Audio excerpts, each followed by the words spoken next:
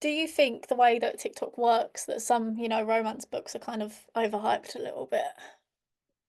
Yeah, I think that can happen with anything, like romance Yeah. or not romance. I think people can sometimes, who are making content, see that a book is doing well and also want to not necessarily see if the book is good, but join the hype of promoting the book because they see Yeah. that it's getting engagement on videos. So I think there's that aspect of it. And then there's also just like the whole fear of missing out. If someone's Yeah. talking about a book, everyone joins in. Mm. Um, and I do feel like with romance, people specifically are quite easily pleased. If it has a happily ever after, if it has decent spice and the writing isn't terrible, Yeah. most people are going to love it. And therefore the hype gets massive.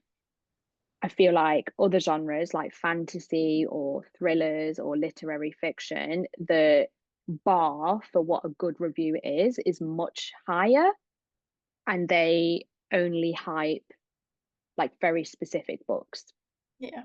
I don't know if that made any sense at all. I know what you mean, as in, like, kind of it's very specific to so that they can get kind of views on that specific Yeah, they know it's popular in a sense. yeah, yeah. And also with romance, there's just a lot less factors that make a good book. Like Yeah. with fantasy, obviously you're gonna think about the world building and like the magic system, but romance, it's literally as simple as like, do I buy that these characters are falling in love? Yes or no? Do I enjoy it? Is the spice good? Great. So the book's good.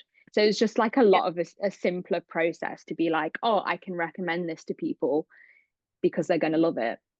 I remember a big one being The Icebreaker by Hannah Grace, I think it was, and I Yeah. remember a lot of people kind of hyped that up a lot, and a lot of people were kind of disappointed after reading it, I saw. Yeah. I So, think that's a really good example actually, because it's such a Marmite book. Like so many people love that book and it's one of their favorite romance books. And then so many people read it and they're like, this is literally the worst thing I've ever read. Um, and I have read it, so I get both sides of it. I kind of fell in the middle. I thought it was just okay, but yeah. this is prime example why I think romance is easy to please. That character has an attractive male love interest. They Yeah. have very spicy scenes in them, and they end up happily ever after. Yeah. So that's where so many people are like, this is great, this is amazing, especially if they haven't read an ice hockey romance before. Yeah. Then you have the people who pick it up and think, well, this is exactly the same as every romance. And it doesn't even have amazing writing because it was her debut novel. Yeah. So, what do you mean this is amazing? Like, this is so overhyped. So, I think it also comes down to how experienced you are as a reader. What I gave 5 stars to 5 years ago would be completely different to what I give 5 stars now. Yeah. Would you say that's because of the impact of book talk, or do you think that's just your taste changing? I think it's dependent on the number of books you read. Yeah. So, I average about 100, 120 books a year. About 70% of those books are romance. Yeah. So I'm literally reading tens and tens of romance books with the same formula every single time. Yeah. So obviously, the more you read them, the more things are going to start to feel samey, or they're all going to have like similar tropes, and you're going to be able to identify what makes the ones that makes you cry and what makes the ones that you just kind of pick up but you're not really interested. So I Yeah. think the more people read and the longer they read for, whether they're on book talk or not, the more they get, the more they critically review things. Basically, it's happened to most of my friends as well. Like, to be fair, Consider Me is probably quite a good example. When I read that in 2020 or 2021, I gave it 5 stars. I still love those books, but it definitely wouldn't be a 5 star now, Yeah. just because it's about 200 pages too long. They fall in love in the middle of the book, and then there's not much plot after that. So Yeah. it's things like that where before I wouldn't have critically thought about that, but because I read so many now, I can determine what it is that I'm like, that's a 3 star, that's a 4 star, that's a 5 star. Do you think some authors have changed the way they write, as in to like please booktokers? Yeah, so I think there's a lot of pressure now for authors to publish quickly and to also publish series rather than standalones. So I think writing quality has suffered a little bit because of that, because they have such quick turnarounds expected of them.